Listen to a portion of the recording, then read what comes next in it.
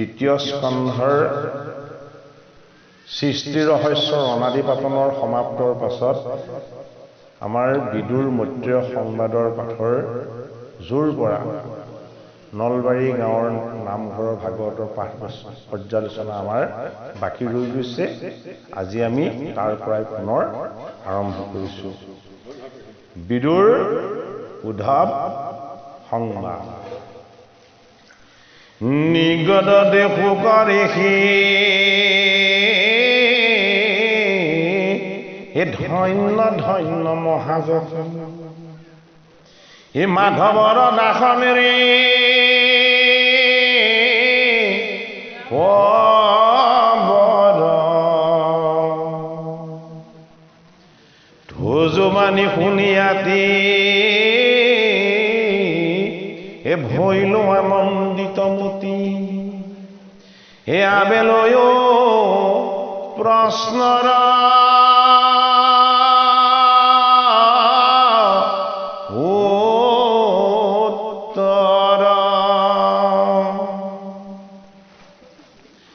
বিদুৰ পৰম সন্ত এ জীৱা হেতু এদিলন্ত নিজ গৃহ তাহাৰ কাৰণ কহো মই তোজো আগে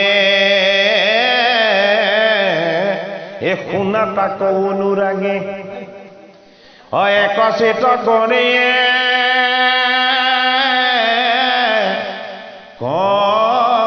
কমন এ ধৃতৰাষ্ট্ৰ দুৰাশয় হে মহাদুষ্ট পুত্ৰ ছয় হে অধৰ্ম পোষয় যি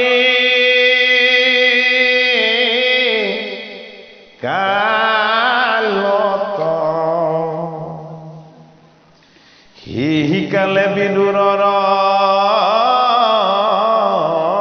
এ মনে ভৈলা চিন্তা জ্বৰ এৰি গইলা তাৰাক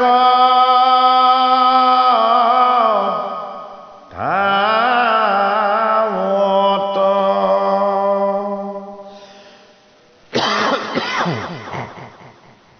এ আৰু ঘোৰ কৰ্ম যত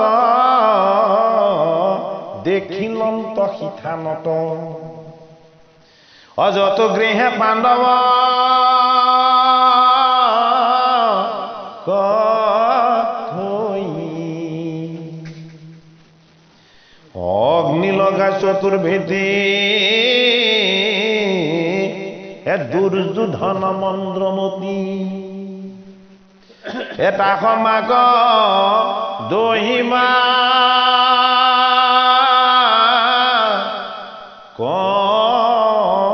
কসাই সভা মধ্যে দুবনিৰ বস্ত্ৰ কলয় কাহি এ তাকো ধৃতৰাষ্ট্ৰে ন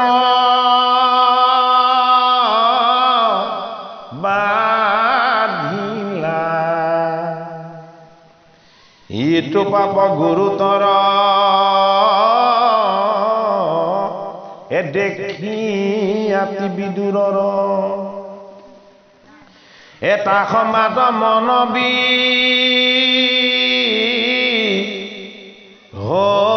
হৰিল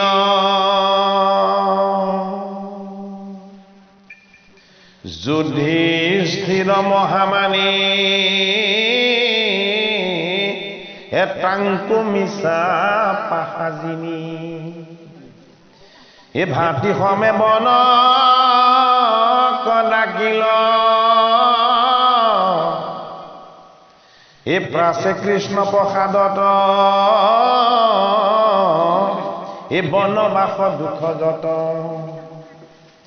এৰাই কোনো দেশ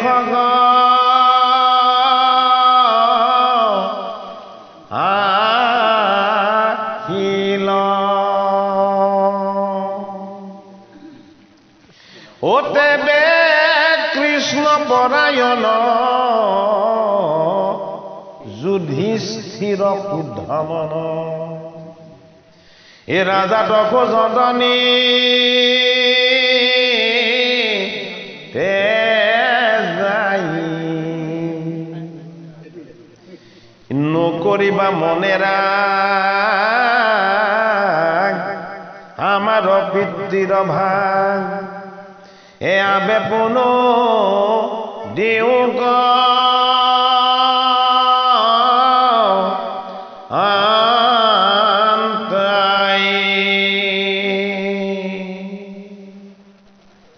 শুকমুনিয়ে গংগাৰ পাৰত পৰীক্ষিত নৃপতিক কথাখিনি কৈছে কি কৈছে বিদুৰ মৈত্ৰীয় সংবাদ যিখিনি কথা বিদুৰ মহন্তক মহাভকত মৈত্ৰী ঋষিয়ে কৈছিলে সেই কথাখিনি এটা তৃতীয় স্কন্ধত পৰীক্ষিত নৃপতিক তেওঁৰ গুৰু শুকদেৱে কৈছে পৰীক্ষিতে প্ৰশ্ন কৰিছিল যে বিদুৰৰ দৰে এজন ধাৰ্মিষ্ঠ মহামতী মহন্ত কি কাৰণে ৰাজ্য এৰি বাহিৰ হৈ যাবলৈ বাধ্য কৰোৱা হ'ল বিদুৰ আমাৰ লগতে থকা জীৱটো ই জন্মৰ পৰা মৃত্যুলৈকে আমাৰ লগত আছে সেইটো কাৰণে ই কি আমাৰ গোটেই দেহটোক ধৰি ৰখা ই হ'ল ধৰ্ম এই জীৱটোৱে তেতিয়া কষ্ট পায় যেতিয়া মনে বেয়া বস্তু বিচাৰে মনে যেতিয়া বেয়া সংগ বিচাৰে মনে যেতিয়া বেয়া কাম কৰে মনে যেতিয়া বেয়া বস্তুবিলাকৰ ফালে কেৱল ধাৱমান হৈ থাকে ধৃতৰাষ্ট্ৰই আৰু তেওঁৰ পুত্ৰসকলৰ যিখিনি পাপ অত্যাচাৰ অনাচাৰ এই গোটেইখিনি স্মৰণ কৰাইছে কোনে শুকদেৱে কাক পৰীক্ষিত নৃপতি তুমি যিখন ইন্দ্ৰপ্ৰস্থ আৰু হস্তিনাপুৰ তোমাৰ নিজৰ ৰাজ্য বুলি ৰাজসিংহাসনত বহি যিখন সিংহাসনত বহি তুমি হাতত ধনু লৈ মায়ামীক খেদিবলৈ গৈছিলা যি ৰজাৰ আসনত থাকিও তুমি শ্ৰমিকৰ দৰে এজন শুদ্ধ ঋষিৰ গলত তুমি জল বিচাৰি নাপাই মৰা সাপ মেৰিয়াইছিলা এনে অপবিত্ৰ কাম যে কেৱল তুমিয়েই কৰিছিলা এনেকুৱা নহয় তোমাৰ বংশত এনেকুৱা ধৰণৰ নজিৰ আৰু কিছুমান আছে মই কৈছো শুনা তুমিতো চকুৰে দেখিছিলা তুমি দেখি পেলাইও তুমি ভুল কৰিছিলা কিন্তু তোমাৰ যিজন খুৰা আছিলে ককা হ'ব আচলতে পৰীক্ষিতৰ তোমাৰ যিজন ককা আছিলে ধৃতৰাষ্ট্ৰ তেওঁ চকুৰে নেদেখে অন্ধ সেই ব্ৰতকে ল'লে ভাগ্যা গান্ধাৰীয়ে আৰু কি হ'ল পুত্ৰকেইটাই যিমান বেয়া কাম কৰে সকলো তেওঁলোকে সমৰ্থন কৰিবলৈ ল'লে পাণ্ডৱসকল ইমান পুণ্যৱান ধৰ্মৰাজ যুধিষ্ঠিৰে ধৰ্মৰ পৰা বিন্দু মাত্ৰও বিচলিত নহয় ভীমে সৎ সাধু সন্তক সদায় সুৰক্ষাৰ দায়িত্ব লয় অৰ্জুনে সদায় সমস্ত জীৱৰ কুশল মংগলৰ সৈতে সদায় কৰ্ম কৰে নকুলে ন্যায় নীতি আৰু সদাচাৰ সৎ ধৰ্ম পালন কৰে আৰু সহদেৱ সদায় সৎ সংগৰ অনুৰাগী হৈ থাকে এই পাঁচজনক সকলোৱে ভাল পায় স্নেহ কৰে আদৰ কৰে এইটোকে দেখিব নোৱাৰি ঈৰ্ষা কৰে কোনে ধৃতৰাষ্ট্ৰ আৰু ধৃতৰাষ্ট্ৰৰ পুত্ৰসকলে দুৰ্যোধনে এটা সিদ্ধান্ত লৈ ল'লে দুঃশাসনৰ লগত এই পঞ্চ পাণ্ডৱ যদি জীয়াই থাকিবলৈ হয় তেতিয়াহ'লে আমি ইয়াত কেতিয়াও থাকিব নোৱাৰো বোলে কিয় নোৱাৰো সিহঁতৰ যিমান ভাল আছে তাৰ বিপৰীতে আমাৰ কিমান বেয়া আছে আমি বেয়া হলেও যে আমাক মানুহে ভাল বুলিহে চিনি পাব লাগিব গতিকে তাৰ এটা প্ৰতিকাৰ কৰিব লাগিব বোলে কি প্ৰতিকাৰ বোলে এটা মমৰ ঘৰ বনোৱা যাওক মমৰ ঘৰটো বনাই এই পঞ্চ পাণ্ডৱক তাতে এৰাতি ভালকে থাকিবলৈ খাবলৈ শুবলৈ এটা ব্যৱস্থা কৰা যাওক আৰু ৰাতি যেতিয়া তেওঁলোকে ঘূৰ নিদ্ৰাগত হ'ব এই মমৰ ঘৰটো লাৰ ঘৰটো জ্বলাই এই পঞ্চ পাণ্ডৱক একেবাৰতে ভস্ম কৰিব লাগিব আৰু পজাই যদি সোধে এই পঞ্চ পাণ্ডৱৰ কি হ'ল বুলি তেতিয়া আমি কম খাই বৈ শুইছিলে ৰাতি কেনেকেনো ঘৰটো জুই লাগিলে গমেই নাপালো 5জন মৰি গ'ল দুৰ্বুদ্ধি দুষ্ট বুদ্ধি মানে প্ৰথম স্কন্ধত এই ধৰ্ম আৰু পৃথিৱীৰ কথোপকথনত যেতিয়া পৰীক্ষিত নিপতিয়ে সুধিছিলে যে তোমালোকক কোনে কষ্ট দিছে এইদৰে মৰিয়াই এটা বিখৰূপী ধৰ্মই এটা শেষ সিদ্ধান্ত দিছিলে কি বুলি দিছিলে যে কোনেও কাকো কষ্ট নিদিয়ে কেৱল আত্মাই আত্মাক কষ্ট দিয়ে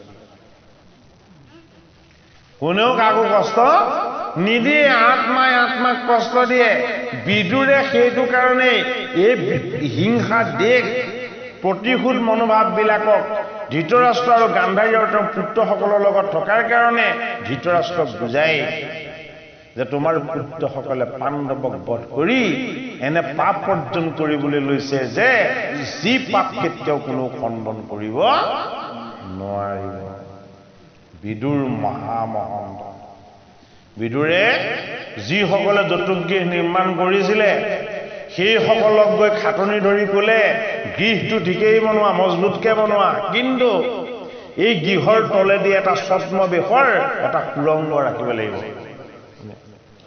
যে এই সুৰংগটো কেলে ৰাখিব লাগিব যে এই সুৰংগটোৱেদি মই সৰকাই পঠিয়াম বচাই পঠিয়াম কাক মোৰ প্ৰাণৰ পঞ্চ পাণ্ডৱক এই কৌৰৱসকলে ভাবি ল'ব ইহঁতি অগ্নিদগ্ধ হৈ মৰিলে বুলি কিন্তু সুৰংগৰ একেবাৰে শেষ প্ৰান্তটো গংগা নদীত সংযোগ কৰা থাকিব আৰু সেই গংগাতে মই নাৱৰ ব্যৱস্থা কৰি থম পঞ্চ পাণ্ডৱে গৃহ জুই লগাৰ আগতেই সুৰংগেৰে গৈ সেই নাৱত উঠি তেওঁলোক বনলৈ গুচি যাব বিদুৰ আমাৰ লগত থকা জীৱটো এই জীৱটোক কেতিয়াও একোৱে পুৰিব নোৱাৰে একোৱে মৃত্যু দিব নোৱাৰে তাৰ প্ৰমাণ বোলে কি জীৱৰ সদ্গতি আৰু অধোগতি এই দুটাই হয় এইটো কাৰণে মাণ্ডব্য ঋষিৰ অভিসম্পাদক এই মৰ্ত্যত আহি দাসীৰ গৰ্ভত বিদুৰ হৈ জন্ম লোৱা এইজন ধৰ্মপুত্ৰই কি কৰিলে সদায় ধৰ্মক ৰক্ষা কৰিবৰ কাৰণে যত্ন কৰিলে সেইটো কাৰণে পৰীক্ষিত নিপতিয়ে প্ৰশ্ন কৰিলে এনে এজন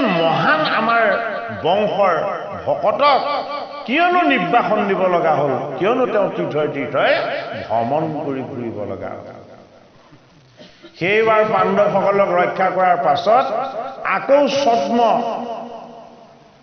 কি কৰিলে ভীমৰ কাৰণে বিষ লাডু প্ৰয়োগ কৰিলে বিষ খুৱাই গংগাত উটুৱাই দিলে একেবাৰে পাতালৰ তলি পালেগে আকৌ পাতালত বাসুকি নাগে ভীমক কি কৰিলে অমৃত খুৱাই দিলে কি হ'ল 10,000 হাতীৰ বল আছিলে 10 লাখ হাতীৰ বল হৈ গ'ল ভীমৰ হিতেই বিপৰীত হ'ল চাইছিলে মাৰিবলৈ কিন্তু গাত বল শক্তিৰ পৰিমাণ 1000 গুণ বাঢ়ি গ'ল গতিকে ঈশ্বৰে অন্যায়ত কেতিয়াও সাথ নিদিয়ে বলবীৰ্য সকলো বাঢ়ি গ'ল যশ খ্যাতি বাঢ়ি গ'ল এতিয়া পাণ্ডৱ যদি থাকে কৌৰৱ নিশেষ হ'ব ধৃতৰাষ্ট্ৰৰ পুত্ৰসকল ক'ত থাকিব আকৌ বিদুৰক ধৃতৰাষ্ট্ৰ পঠাইছে বোলে কি এই ইহঁতক মাতি আনাগে ইন্দ্ৰপ্ৰস্থ পৰা বোলে কিয় বোলে আমাৰ শকুনিৰ লগত ইহঁতি এবাৰ পাশা খেলিব লাগিব ৰজাই পাশা খেলি আনন্দ লোৱাটো এটা নিয়ম বিদুৰে কৈছে আৰু অন্যায় কৰিব নালাগে ধেৰ অন্যায় হৈ গৈছে পাণ্ডৱ বাতি গৈছে আকৌ পাশা খেল খেলি তোমালোকে আকৌ অধৰ্ম অন্যায়ৰ ভাগ ল'ব নালাগে তাৰ ধৃতৰাষ্ট্ৰই কৈছে তুমি মোৰ প্ৰাণৰ ভাতৃ মোৰ কথা যদি তুমি নুশুনা মই অন্ধ মই নেদেখো যদি মই কোৱা এটা উপদেশো তুমি পালন নকৰা তেতিয়াহ'লে মই জীয়াই থকাৰ অৰ্থ কি হ'ব এটা বিদুৰে আকৌ ধৰ্মপুত্ৰসকলক পাশা খেলিবলৈ মাতি আনিলে সেই পাশাত অন্যায়ভাৱে হৰুৱাই বনবাসী কৰিলে ইমানখিনি কৰাৰ পাছতো আকৌ গাঁও পাঁচখন বিচাৰিছে জেদ ধৰিছে বোলে বেজীটোৰ আগত অহা মাটি কোনো নিদিওঁ মানে বাৰু দে এইটোকে বুজাইছে পৰীক্ষিত নৃপতি সুখদেৱ ভগৱানে যিটো জীৱন তুমি পাইছিলা এই ধৃতৰাষ্ট্ৰৰ বংশতে পাইছিলা য'ত কেৱল পাপ কেৱল তাপ কেৱল অন্যায় কেৱল হিংসা কেৱল দেশ কেৱল এইবিলাকৰে ৰাজত্ব চলি আছে তোমালোকৰ পঞ্চপাণ্ডৱৰ যদিও পুণ্যময় প্ৰবৃত্তিবিলাক আছিলে এই 100 কৌৰৱৰ অনীতি আৰু অন্যায় এইবিলাকো তোমালোকৰ লগতেই আছিলে এতিয়াও তোমাক আকৌ ভোগৰ ৰাজ্য এখন লাগেনে তোমাক ঋষিয়ে অভিসম্পাদ দিছে সপ্তম দিৱসত তোমাৰ মৃত্যু হ'ব বুলি আকৌ সেই কৌৰৱৰ সেই কূটনৈতিক ৰাজসিংহাসনলৈকে তোমাৰ ঘূৰি যাবলৈ মন আছেনে হয়নে এতিয়া ফুকৰ নিচিনা মহান গুৰুৰ পৰীক্ষিতৰ দৰে শিষ্যক পূৰ্ণ উদ্ধাৰৰ এটা ব্যৱস্থা যি ৰাজ্যত বিজুৰৰ দৰে মহামতিৰো স্থান নাই সেইখনেই তোমাৰ ৰাজ্য সেই কথাটোকে পৰীক্ষিত নৃপতিক সুখদেৱে ভবাই তুলিছে হে ৰাম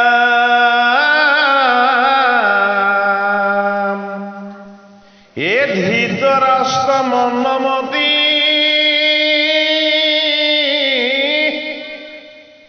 ইষম বচন জাতি হে শুনিও নকৰে অৱধান আকৌ দেখি বিদুৰৰ হে মনে তাপ নিৰন্তৰ এৰি যাইবে শান্তয়া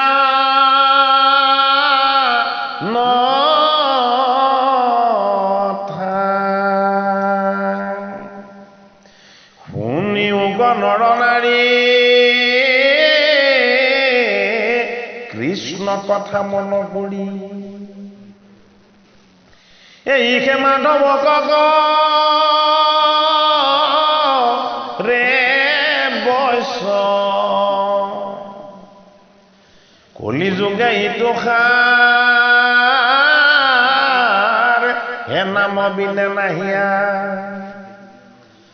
জানাই শাস্ত্ৰৰ ৰহস্য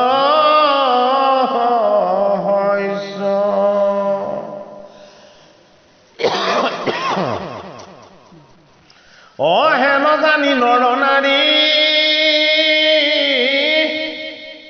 আন কথা পঢ়ি হৰি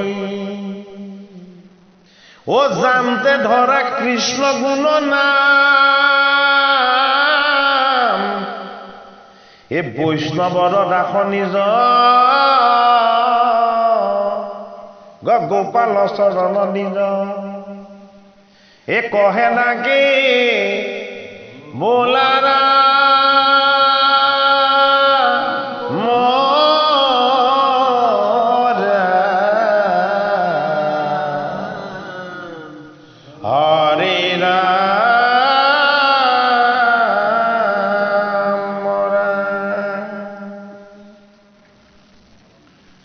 শাস্ত্ৰভাগে আমাক শিকাইছে পৰীক্ষিতৰ অভিসম্পাদ কলি সোমোৱাৰ কাৰণে কাট কৰি গ'ল গতিকে আমিও এই পৰীক্ষিত ৰূপী জীৱন পৰীক্ষা দিবলৈ অহা ঈশ্বৰৰে অংশ একোটা জীৱ এই জীৱই যেতিয়ালৈকে ভগৱন্ত কৃষ্ণৰ চৰণ নাপাব ভকতৰ সংগ নাপাব পৰম অমূল্য ৰত্ন ভগৱানৰ নাম বস্তুৰ ভাগ নাপাব তেতিয়ালৈকে বিদুৰ মহন্তৰ ওচৰলৈ যদি দুখ কষ্ট আহিব পাৰে পাণ্ডৱৰ পবিত্ৰ নাতি পৰীক্ষিতৰ ওচৰলৈও যদি 7 দিনৰ মৃত্যুৰ অভিসম্পাদ আহিব পাৰে আমাৰ দৰে কলি প্ৰজাৰ ওচৰলৈ তাতকৈও ভয় লগা ভয়াৱহ দুখ যন্ত্ৰণা আৰু সংসাৰ স্বৰূপ নিকাৰ কিয়নো আহিব নোৱাৰিব সমস্ত দুখ তাপ আৰু পাপৰ পৰা পৰিত্ৰাণ পাবৰ কাৰণে হৰিৰ নাম গুণ একান্তভাৱে শ্ৰৱণ কীৰ্তনৰ আমাৰ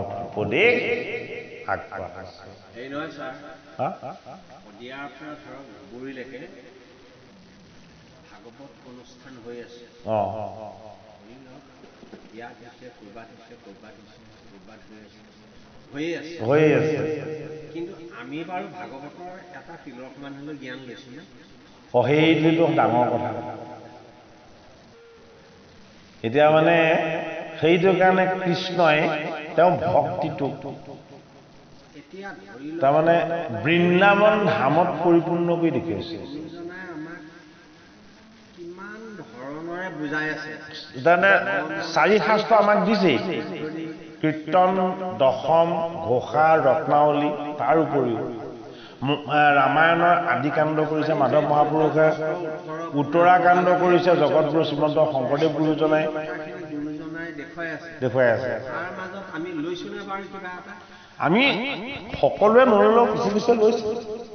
তাৰমানে যদি শাস্ত্ৰৰ নয় আৰু বিচাৰটো একেবাৰে কোনেও নাই লোৱা বুলি কয়, দুখ ভুল হ'ব। সকলোৱে নললেও অলপ অলপ হলেও লৈছে। হা? এই আমাৰ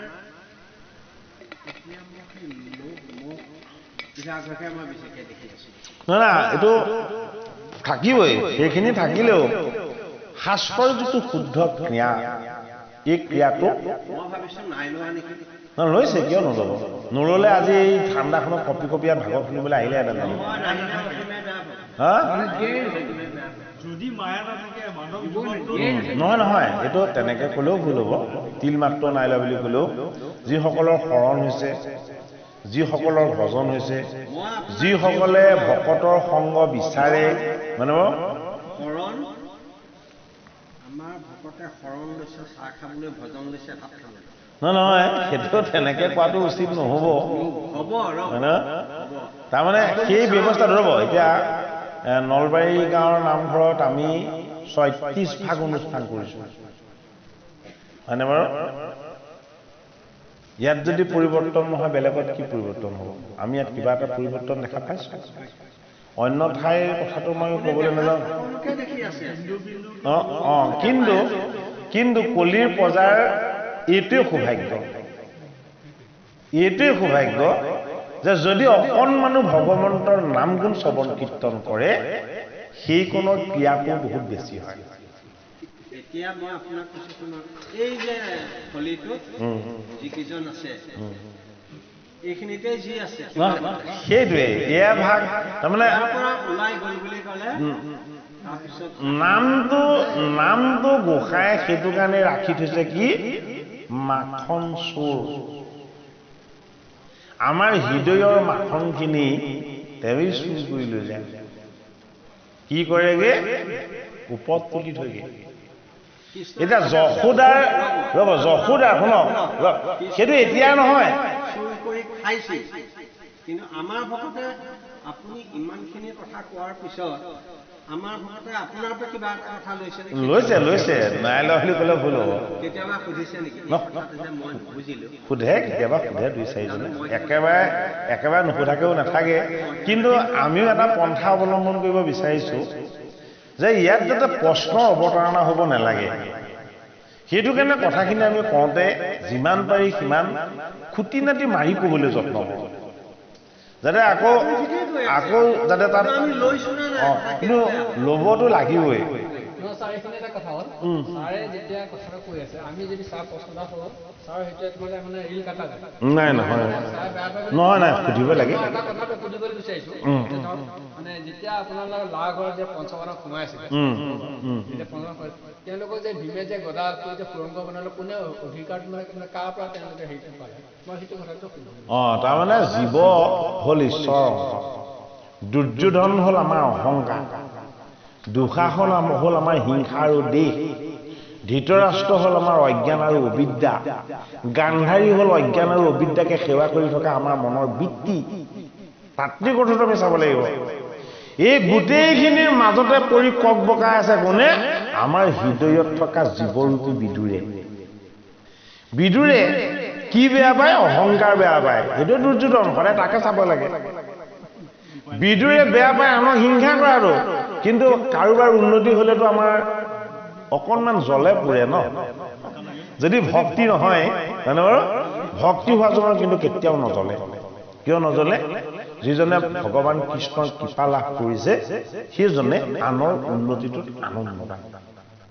সেইটো ভগৱান কৃষ্ণৰ কৃপা সকলোৱে উন্নতিৰ ঈৰ্ষা নকৰে কিন্তু এইটো আমি প্ৰমাণ পাই কৈছোঁ আপোনালোকক উন্নতিত সকলোৰে কেতিয়াও ঈৰ্ষা নহয় যাৰ ভক্তি গভীৰ হৈছে সি উন্নতি আৰু বিকাশত সদায় আনন্দ প্ৰকাশ কৰে এই বেয়া বস্তুবিলাকৰ লগতে এটা ভাল বস্তু পৰাপ্ৰকৃতি আমাৰ লগত জীৱৰূপী বিদুৰ আছে সেইটো কাৰণে বিদুৰ খুৰা কাৰ খুৰাক পাণ্ডৱৰো খুৰাক কৌৰৱৰো খুৰাক পাণ্ডৱ হ'ল পুণ্যময় আমাৰ চিন্তা ধাৰা ভাৱ ভংগী বৃত্তি এইবিলাক কৌৰৱ হ'ল আমাৰ লগতে থকা বেয়া বুদ্ধিবিলাক এই দুই বিদ্ধিৰ মাজতে টনা যোৱাত পৰি আছে কোন এই আমাৰ লগতে থকা জীৱৰূপী বিদুৰ এইটো কাৰণে তৃতীয় স্কন্ধৰ সংবাদকাৰ বিদুৰ উদ্ধৱ সংবাদ বিদুৰ মৈত্ৰেয় সংবাদ হয়নে এই জীৱটোৰ লগত সংবাদ হ'ব লাগিব কাৰ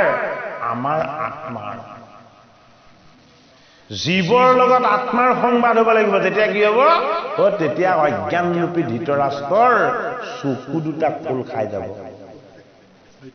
হয়নে বাৰু এয়া কাহিনীৰ আধাৰত আমাকে শিকোৱা হৈছে আমাকে বুজোৱা হৈছে হয়নে বাৰু তিল মাত্ৰও যদি নাই লোৱা এইটো ভুল হ'ব তেনেকে নক'ব এইটো মানুহে শুনিবলৈ বেয়া হ'ব বুলিয়ে নহয় হয়নে ভক্তিৰ অকণমান হ'লেও কথা কোনোবাই অকণমান হ'লেও সময়ত ল'ব কিন্তু আপুনি এতিয়া জন্ম হৈ যদি আপুনি গোটা ভাত দি দিয়ে এটা শিশুটো এতিয়াহে জন্ম হৈছে বোলে তাক গোটা ভাত খাবলৈ দি দিছে কি হ'ব বাৰু এই গিলিব নোৱাৰিব মৰি থাকিব নহয় তথাপিতো চৰ্চাটো চিন্তনটো হয়নে বাৰু প্ৰথম পনীয়া আহাৰ খাব লাগিব এই কথাখিনি প্ৰথম ভাল পাবলৈ আৰম্ভ কৰিব লাগিব ভাগৱত কথা শ্ৰৱণ কীৰ্তন কৰি যেতিয়া ভাল পাবলৈ আৰম্ভ কৰিব তেতিয়া কি হ'ব তেতিয়া ভক্তি গভীৰ হ'ব নহয় ভক্তি গভীৰ হ'ব ভক্তি যেতিয়া গভীৰ হ'ব তেতিয়া এই কথাই হৃদয়ত সদায় ক্ৰিয়া কৰিব এতিয়া এই বিদুৰ উদ্ধৱ সংবাদলৈ আমি যাম বাৰু এতিয়া এই পঞ্চপাণ্ডৱৰ জতুগৃহৰ কথাটো কওঁ আচল জতুগৃহ পঞ্চভূতেৰে নিৰ্মাণ হোৱা আমাৰ এই দেহটো এইটো জতুগৃহ হয়নে বাৰু ই কিয় জতুগৃহ আপুনি 3 দিন বা 2 দিন নোখোৱাকে থাকক আপোনাৰ গোটেই ভিতৰ জ্বলিবলৈ আৰম্ভ কৰি দিব কোৰ অগ্নিয়ে ক্ৰিয়া কৰি আপোনাৰ গোটেই ভিতৰখন জ্বলাবলৈ লৈছে এবাৰ ভাবি চাওকচোন এইটোৱেই জতুগৃহ হয়নে এই জতুগৃহতে এটা ৰাস্তা আছে সুৰংগ আছে ক'ত মৃত্যুৰ সিপাৰতো মৃত্যুৰ সিপাৰত কি মৃত্যুৰ সিপাৰত অমৃত আছে মৃত্যুৰ সিপাৰত কেৱল যে দুখ যন্ত্ৰণা কষ্ট আছে এইটো নহয় মৃত্যুৰ সিপাৰতো অমৃত আছে মৃত্যুৰ সিপাৰত থকা অমৃত এই পাৰত থাকি যদি আমি অকণমান পান কৰিবলৈ পাওঁ তেতিয়াহ'লে আমি কাৰ আশ্ৰয় ল'ব লাগিব শুদ্ধ জীৱৰ আশ্ৰয় ল'ব লাগিব শুদ্ধ জীৱই হ'ল ভকত বৈষ্ণৱ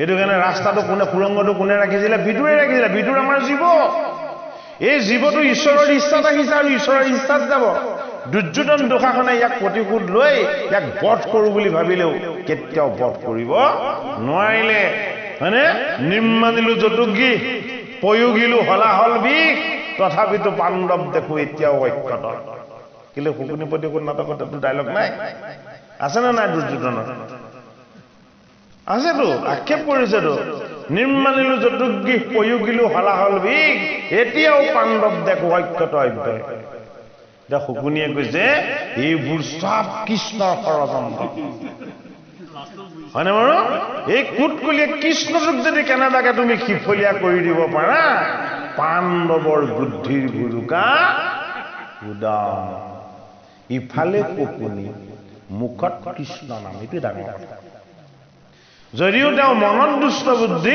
বুদ্ধিৰ ভাণ্ডাৰ কোন সেইটো তেওঁ জানি গৈছে কোন কুটকুলিয়া কৃষ্ণ কুট বুদ্ধিবিলাক বোলে কাৰ লগত থাকে কৃষ্ণৰ লগতে থাকে হয়নে বাৰু এতিয়া পৰোক্ষভাৱে চালে শকুনিক আমি দুখ দিব পাৰিম কিন্তু প্ৰত্যক্ষভাৱে চালে দুখ দিব নোৱাৰো বোলে কিয় শকুনিক দিয়া দুষ্ট বুদ্ধিখিনি কৃষ্ণই দি আছে হয়নে বাৰু গতিকে এটা এটা তেওঁ চৰিত্ৰৰ আশ্ৰয় লৈ আমাক শিকাব বিচাৰিছে যে তোমাৰ লগত থকা দুষ্ট বুদ্ধিটো মই শকুনি মামা হৈ আছো, পাণ্ডৱক হিংসা কৰিম, কৌৰৱক উচতনি দিম, আৰু শেষত যেতিয়া 100 কৌৰৱ মৰিবৰ সময় হ'ব তেতিয়া মই সহদেৱৰ সন্মুখীন হৈ কম ময়ো দুৰ্বল নহয়, তোমালোকক যিমান শাস্তি দিব লাগে দিয়াই দিলো, কৌৰৱৰ 100খন বুকুত 100খন চিতা জ্বলাব লাগে, মই গান্ধাৰী আৰু ধৃতৰাষ্ট্ৰৰ বুকুত 100খন চিতা জ্বলাই দিলো, হয়নে? মোৰ যজ্ঞ শেষ হ'ল, গতিকে এতিয়া ময়ো অস্ত্ৰ ধৰো, তুমিও অস্ত্ৰ ধৰা। কৈছে নে নাই কোৱা? হয়নে বাৰু? গতিকে এই শাস্ত্ৰ ভাগ মহাভাৰত শাস্ত্ৰৰ বহুতখিনি কথাৰ আলমত আমাক আগুৱাই নি দেখুওৱা হৈছে। আমি আধ্যাত্মিক দৃষ্টিৰে বস্তুখিনি যদি ভালদৰে হৃদয়ংগম কৰিব পাৰোঁ, পুণ্যময় 5টা প্ৰবৃত্তি আছে। ধৰ্ম হ'ল আত্মবোধ, ধৰ্ম যুধিষ্ঠিৰ। ধৰ্মবুদ্ধিত যিটো আচল শুভ বুদ্ধিৰ উদয় হয় সেয়া হ'ল ভীম। শুভ বুদ্ধিৰ যোগেদি অনুৰাগ ঈশ্বৰ কৃষ্ণৰ চৰণৰ ফালে ধাৱমান হয়। এই ঈশ্বৰীয় কৃষ্ণৰ চৰণৰ প্ৰতি অনুৰাগ হ'ল অৰ্জুন। এই 3জন কুন্তি মাতাৰ পুত্ৰ, আৰু 2জন কাৰ? মাদ্ৰীৰ পুত্ৰ। মাদ্ৰীৰ পুত্ৰ 2জনক ক'ৰ পৰা আনিছিলে? অশ্বিনী কুমাৰদ্বয়। অশ্বিনী কুমাৰদ্বয়ে মাদ্ৰীৰ পুত্ৰ হৈ জন্ম লোৱা নাছিলে জানো? লৈছিলে নে নাই? গতিকে অশ্বিনী কুমাৰদ্বয় আমাৰ দেহৰ ক'ত থাকে? নাসিকাৰ দুটিৰ অন্তত থাকে। এনেকে ধ্যান লওঁতে গম পায় ই আমাৰ অনিষ্ট কৰিব নে আমাক ই উপকাৰ কৰিব, গম পায় নে নাপায়? হয়নে বাৰু? গতিকে এই আমাৰ দেহটোক সুৰক্ষিত কৰি ৰাখিবৰ কাৰণে ঈশ্বৰে যিটো আমাক ঘ্ৰাণ শক্তি দিছে, এটা লোৱা এটা এৰি দিয়া, হয়নে নহয়? এই ঘ্ৰাণ শক্তিতে প্ৰাণ শক্তি নিহিত হৈ আছে। কৰোণাৰ সময়ত কেনাটো ক'ত লাগিছিলে? ভালকে ভাবি চাওকচোন। কৰোণাৰ সময়ত কেনাটো লাগিছিলে ঘ্ৰাণ শক্তিত। বেয়াও গন্ধ নাপায়, ভালো গন্ধ নাপায়, লাগিছিলে নে নাই? হয়নে বাৰু? গতিকে এইবিলাক সত্তা আমাৰ লগতেই বিৰাজমান হৈ আছে। এইবিলাকক আমি ভাল কৰি ৰাখিবলৈ হ'লে সুঘ্ৰাণ ল'ব লাগিব। সুঘ্ৰাণটো ক'ত আছে? সুঘ্ৰাণটো কেৱল নাকেৰে লোৱা ঘ্ৰাণটোৰ কথাই কোৱা নাই। ভগৱান কৃষ্ণৰ একান্ত ভকতিৰ চৰণৰ চন্দন তুলসীৰ সুগন্ধি আমি যদি নাসিকাৰ ৰন্ধেৰে যদি ল'ব পৰা নাই, তেতিয়াহ'লে আমাৰ প্ৰাণৰ শক্তি কেতিয়াও সক্ৰিয় নহয়। বৈকুণ্ঠৰ শাস্ত্ৰ, ভাগৱত শাস্ত্ৰ যদি আমি শ্ৰৱণ কীৰ্তন কৰোঁ, এই শাস্ত্ৰৰ ইমান মহিমা যে, বোলে কি মহিমা? বোলে নাম ল'লেই পুণ্য ভাগ পোৱা যায়, যদি ধাম পাই যায় বোলে কৃষ্ণক সাক্ষাৎ পাই যাব। কথাষাৰ ভালকে মনোযোগেৰে শুনি লওক। ভাগৱত শাস্ত্ৰৰ যদি নামটো স্মৰণ কৰি দিয়া যায়, যিমান পাপ আছিলে চব তলয় হৈ গুচি যায়।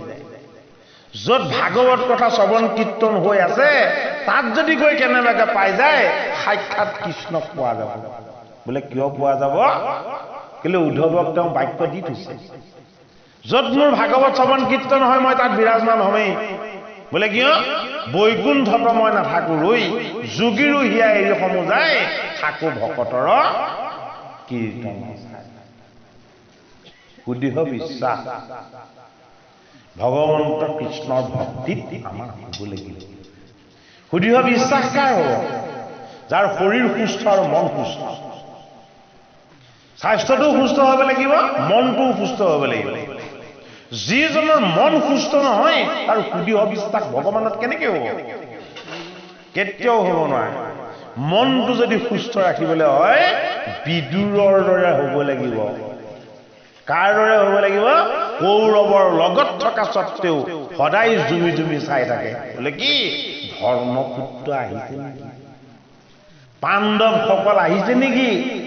পাণ্ডৱসকলৰ স্বভাৱ চৰিত্ৰ আচৰণ ইমান ভাল, ইমান মৰম লগা, সকলোৱে তেওঁলোককেই বিচাৰে। এই পুণ্যময় পাণ্ডৱ যদি কেনেবাকে আমাৰ কৌৰৱৰ ওচৰলৈ আহে, খন্তেক পাছতে কৃষ্ণ আহিব। পাণ্ডৱক দেখা নোপোৱাকে কৃষ্ণক দেখা নাপায়। কোনে নাপায়? বিদুৰে নাপায়। কাৰণ যিমানখিনি ভাল গুণ পাণ্ডৱৰ আছে সকলো কৃষ্ণৰ। কৃষ্ণৰ ভাল গুণখিনি পাণ্ডৱে পালন কৰিছে, সেইটো কাৰণে যদি পাণ্ডৱ আহে লগত কৃষ্ণ আহিব। কাৰ বিশ্বাস?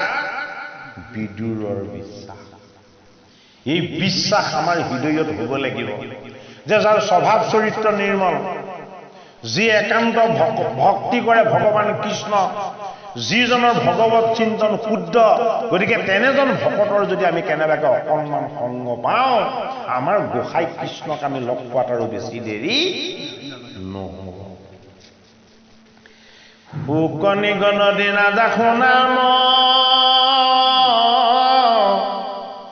হাৰাই, আৰু যেন দেখিল বিদুৰে অন্যায়।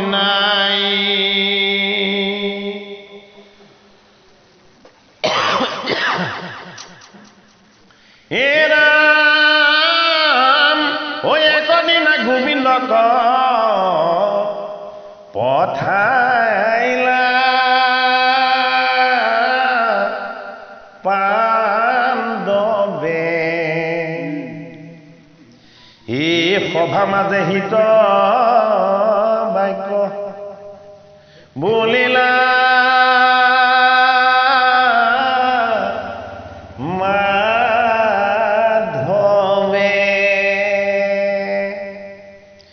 এই ভীষ্ম আদি পৰিজত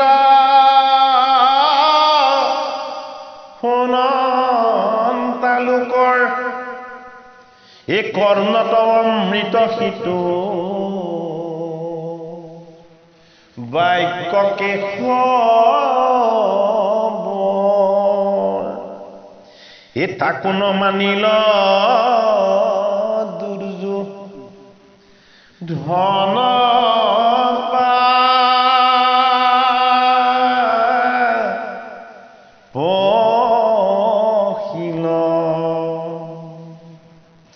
দেখি বিদুৰৰ মনে বিষাদ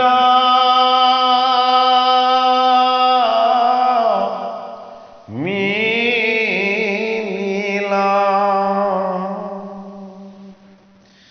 আৰু কিছু শুনি কথা মহাৰাজ বিদুৰক কৰি আছা যি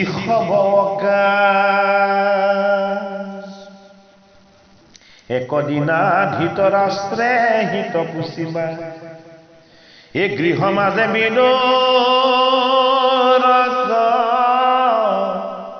এদা কিয় নাইলে ক,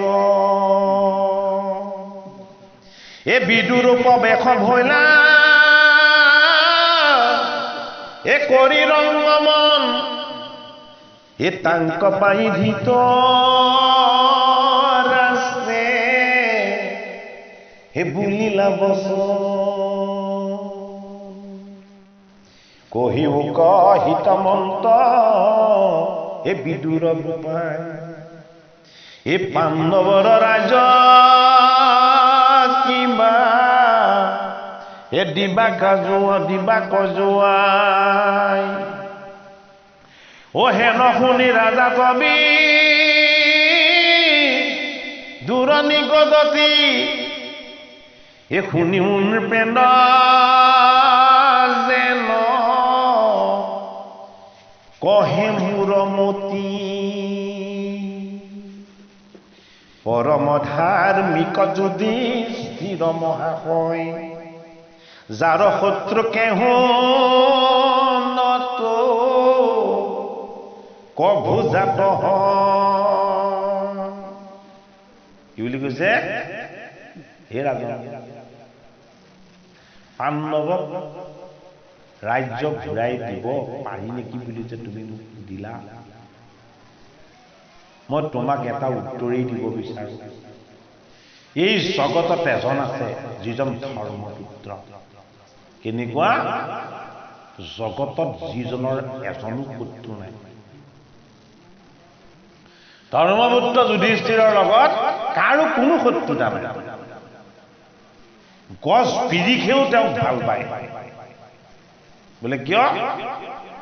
কোনোবা ল'ৰাই যদি কেনেবাকে ফল লাগি থকা বিৰিখ গ'লে যদি কেনেবাকে ফল নুটি মাৰে, কষ্ট দিয়ে, ধৰ্মৰাজ যুধিষ্ঠিৰে কয় এই বিদেশবিলাকক অত্যাচাৰ নকৰিবা এইবিলাকে আমাক ফল দিছে গোবৎসবিলাকক খাবলৈ ঘাঁহ আদি পাত দিছে ৰন্ধনৰ কাৰণে আমাক কাষ্ঠ দিছে গৃহ বনাবৰ কাৰণে আমাক কাঠ দিছে ইহঁতে আমাক দিয়ে আছে কেৱল যি দি থাকে সি দেৱতা এই বিদেশবিলাকক তোমালোকে দেৱতাক জ্ঞান কৰিবা ফল যেতিয়া লাগিছে পকিলে নিজেই কৰিব সময়লৈ অপেক্ষা কৰিবা সময়ত পোৱা ফলটো বৰ মিঠা হয় সময়ৰ আগতেই যদি তাক অত্যাচাৰ কৰি কিবা এটা ল'বলৈ বিচৰা ইয়াৰ পৰা জগতৰো কষ্ট হ'ব তোমালোকৰো কষ্ট হ'ব গতিকে ধৰ্মপুত্ৰক কোনে বেয়া পাব পাৰে সেইটো কাৰণে বিদুৰে কি বুলি কৈছে যে যিজনৰ জগতত কোনো সত্যই উৎপত্তি নহয় সেইজনে ধৰ্মপুত্ৰ যুধিষ্ঠিৰ হে মহাভাগৱত হৰি হে দাস সমুদ্ৰাই হে টাংক আবে ৰাজ্য ভাৰ হে দিবা কজুৱা তোজো মহা অপৰাধ সহিয়াই আচন্ত হে বিকুদৰহি ভোকাৰি থাকন্ত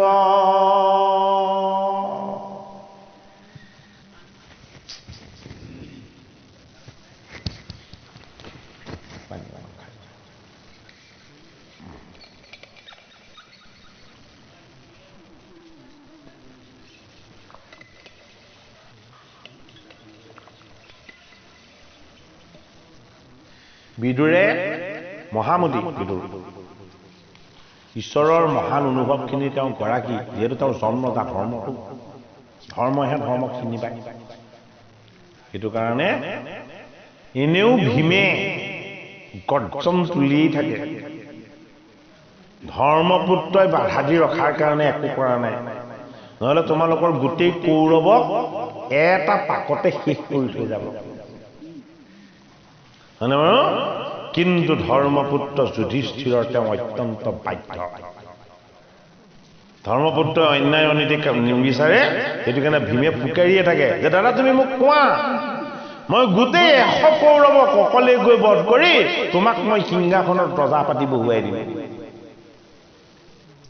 কৈছে তাকে বিদুৰে এনেও বিকুদৰে কৈয়ে থাকে গদা ঘূৰায়ে থাকে ইহঁতক পালে একেদিনাই শেষ কৰিম বুলি গতিকে তেনে ক্ষেত্ৰত ধৰ্মপুত্ৰ অত্যন্ত মৰমীয়াল তেওঁক ৰজা পাতি তুমি আগতে কৰা পাপবিলাক কি কৰা দূৰ কৰা এই জাত হন্তে তুমি ৰাহা মহাভয় এ পৰম বলিষ্ঠ ভীম বায়ু ৰতন হে মজাৱে খংগেতে নতু কৰে ঘোৰ দণ্ড এ শতপুত্ৰ সমে নতু হুৱালন্দ ভণ্ড এ তাবেটা সম্বাক তুমি এ দিও ৰাজ্য ভাং এ ধৰা হিত বচন পাওঁ কদু খেলা এ জুনু বোলা মোক তই অনে দেখিবি অল্প এ মোৰ হত পুত্ৰ আছে এ যেন ব্ৰজকল্প বুজিলে বুজাইছে এই 100 শিয়াল এটা সিংহৰ ওচৰত একো নহয় হয়নে তোমালোকৰ গোটেই খুবাকে বিকুদৰে শেষ কৰি পেলাব পাৰে গতিকে মই ভাল বুদ্ধি দিছো ধৰ্মপুত্ৰক ৰজা পাতি তুমি ৰাজ্যখন ধৰ্মৰাজ্য হিচাপে প্ৰতিষ্ঠা কৰা এই তুমি গৰ্ব তুমি এ থয়ো দূৰ কৰি এ জাতু পাণ্ডৱক মোৰ অনন্ত হৰি। তোমাৰ 100টা পুত্ৰ বলৱান বুলি, ভীষ্ম দ্ৰোণ কৰ্ণ আদি তোমাৰ ফালে আছে বুলি এই গৰ্বভাৱটো তুমি ত্যাগ কৰা। পাণ্ডৱৰ প্ৰিয় কোন জানা? মহাহৰি, বাসুদেৱ কৃষ্ণ। যাৰ পক্ষত কৃষ্ণ আছে সেই পক্ষৰ লগত আৰু তুমি বিৰোধিতা নকৰিবা। আগতেই বুজিছে বিদুৰে। এই হৰি জৈত জৈতে দেৱ ঋষি অসংখ্যা, পৃথিৱীৰো ৰাজা যত থাকয় তথা।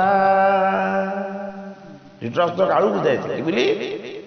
য'ত হৰি তাতেই সকলো ঋষি, সকলো সাধক, তাতেই ধৰ্ম। আৰু যিমান পৃথিৱীৰ ৰজা আছে, যি পক্ষত হৰি আছে, বিষ্ণু আছে, কৃষ্ণ আছে, সেই পক্ষত থাকিব। কিন্তু ধৃতৰাষ্ট্ৰৰ মনত দুৰ্বুদ্ধি, বোলে কি? মই লোভ দি প্ৰলোভন দি যিমান সেনা আছে সৰহখিনি মোৰ পুত্ৰসকলে আমাৰ বুলিয়ে কৰি ল'ব পাৰিব। বাৰু সেই দুষ্ট বুদ্ধিটো শকুনি মামা, ধৃতৰাষ্ট্ৰ আৰু দুৰ্যোধন, দুঃশাসন, কৰ্ণ আদিৰ লগত আছে। বিদুৰে সকলোকে ৰক্ষা কৰিব বিচাৰিছে। বিদুৰ কি? বিদুৰ হ'ল শুদ্ধ জীৱ। জীৱই সকলো ৰক্ষা কৰিব বিচাৰে, কিন্তু কি? এই দেহৰ ভোগবিলাক আৰু আনন্দই সকলো নস্যাৎ কৰিব বিচাৰে। এই দেহৰ মিছা সুখবিলাকক যি সঁচা দেখে এজন ধৃতৰাষ্ট্ৰ। এই জগতৰ মংগল আৰু হিত যি দেখে সেয়া জীৱ, সেয়া বিদুৰ। এই যিটো প্ৰবজদ গণ এই সমে বিদ্যমান, এই দ্বাৰকাত আসানত এই জান্তৱানথা। যদুসকলৰ প্ৰজা সাগৰ সদৃশ, সাগৰৰ মাজত ৰাজ্য। সেই সকল যদি আহি পাণ্ডৱৰ পক্ষ ল'বলৈ হয়, তোমালোকৰ গোটেইকেইটাক মোহাৰি মাৰি পেলাব। বিদুৰে বুজাই গৈছে, এই এতেকে জানিবা প্ৰভু ভৈ লজাৰ ভীতি, এই আয়ুজ জয় তাৰ হৈ প্ৰতিনিধি। এতেকে জানিবা, কি জানিবা? মহাপ্ৰভু যাৰ ফালে ৰক্ষক, ভীতি। ভীতি মানে কি? মূল শক্তি, ৰক্ষক। তাত কি আছে? শ্ৰী আছে, আয়ু। কি আছে? যশ আছে। তাত কি আছে? জয় আছে। গতিকে আমি কাৰ পক্ষ ল'ব লাগিব? পৰমাত্মা কৃষ্ণৰ পক্ষ। নাম গুণ শ্ৰৱণ কীৰ্তন কৰি একান্তভাৱে তেওঁক ভক্তি কৰি আমাৰ লগত থকা হিংসা, দেশ, অহংকাৰ, জেদ, এই বেয়া বস্তুবিলাকক আমি ত্যাগ কৰিবলৈ অনুশীলন কৰিব লাগিব। এইখন ক্ষুদ্ৰ ব্ৰহ্মাণ্ডত থকা কুৰুক্ষেত্ৰ ক'ত? আমাৰ লগত। আৰু ইয়াত যিখন কুৰুক্ষেত্ৰৰ কথা কৈছে সেইখন কি? সেইখন বিৰাট ব্ৰহ্মাণ্ডত থকা কুৰুক্ষেত্ৰ।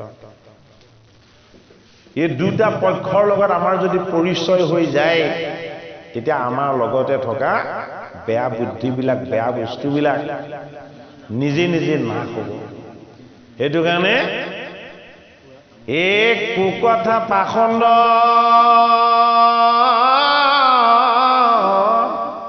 সংবাদ বিবাদ এই পৰ্বত ইয়াতি নিষ্ঠুৰ।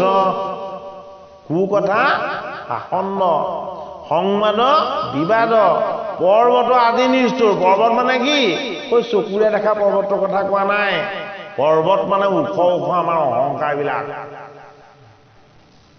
কোনোদিন নমাব নোৱাৰা ওখ ওখ অহংকাৰবিলাকৰ কথা কৈছে বুলি পৰ্বত বুলি। বোলে কি? অতি নিষ্ঠুৰ। এইবিলাকৰ পৰা যদি তুমি পৰিত্ৰাণ পাব বিচাৰিছা, তেতিয়াহ'লে কি কৰিব লাগিব? এই ৰাম নামৰ এই বৰ্জ কপশালী এ তাকক ৰাম সি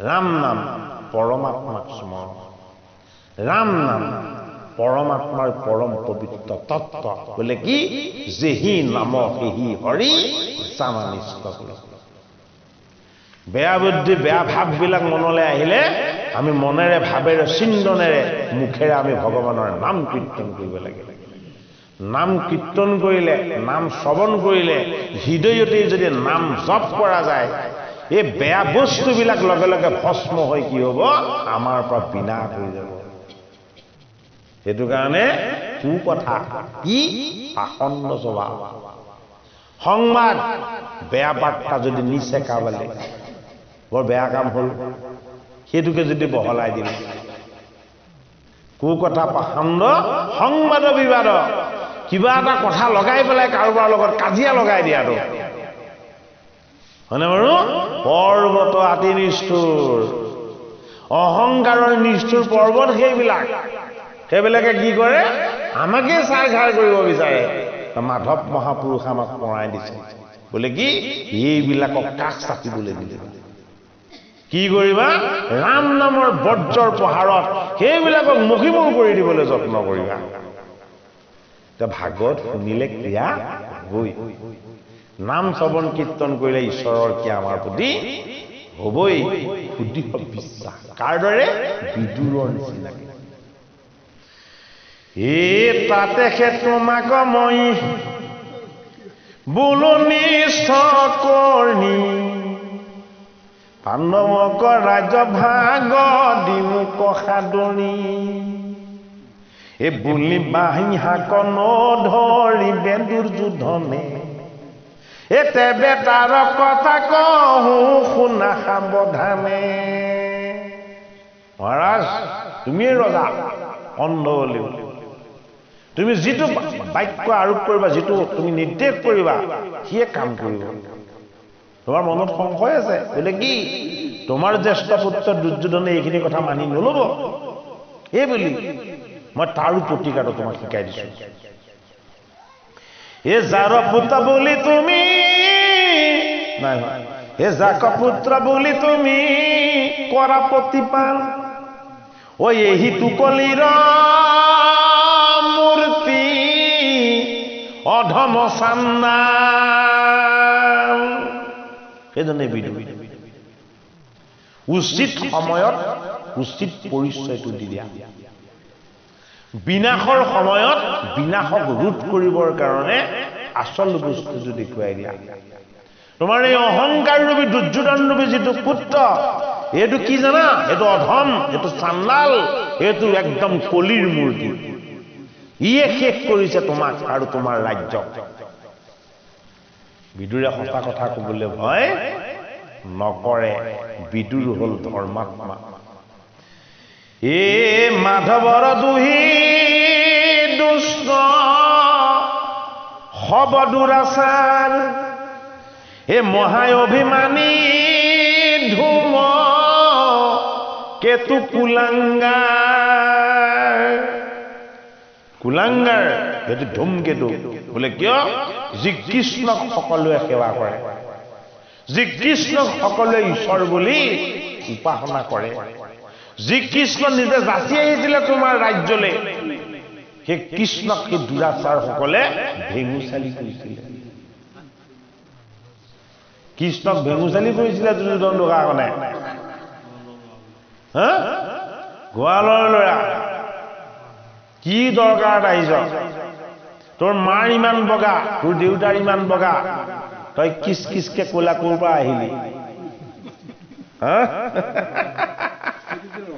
এইটোৱে ৰহস্য ইয়াক বান্ধিব লাগিব কৃষ্ণই কি উত্তৰ দিছে যে বৃন্দাবনৰ গোপীয়ে মোক আটাইতকৈ সুন্দৰ দেখে বোলে কিয় মই তেওঁলোকৰ হৃদয়ত ভগৱান তুমি মোক ক'লা দেখিছা আৰু মই তোমাৰ ওচৰত কাল এইটো কাৰণে তুমি মোক ক'লা দেখিছা এ যিহেতু বিমুখ হৈল কৃষ্ণ দেৱতাৰ কে জানিবা শ্ৰী গু শিল দেহা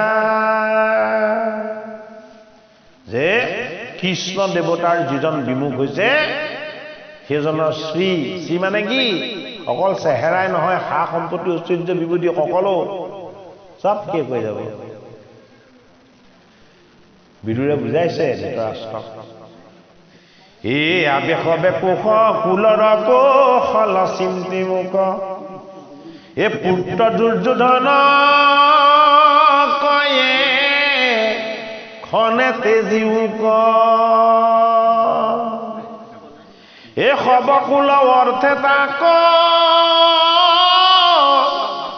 এৰিবাক পায় এই কহিলো শাস্ত্ৰৰ সাৰ এই তোমাত বুজাই শাস্ত্ৰৰ সাৰটো এই ধৃতৰাষ্ট্ৰ মই তোমাক বুজাই কৈ দিলো তুমি যদি তোমাৰ এই কৌৰৱৰ কুলটোক ৰক্ষা কৰিব বিচাৰিছা অকল তোমাক নহয় গোটেই বংশটোক যদি তুমি ৰক্ষা কৰিব বিচাৰিছা তোমাৰ এই পাদৰ কি পাপৰ প্ৰাৰম্ভ অহংকাৰৰ দুৰ্গ কৃষ্ণকো ঘূৰ শত্ৰুক জ্ঞান কৰা এই তোমাৰ দুৰাচাৰ পুত্ৰ পাখণ্ড এই দুৰ্যোধনক তুমি ত্যাগ কৰিব লাগিব গতিকে দুৰ্যোধন আমাৰ কি দুৰ্যোধন আমাৰ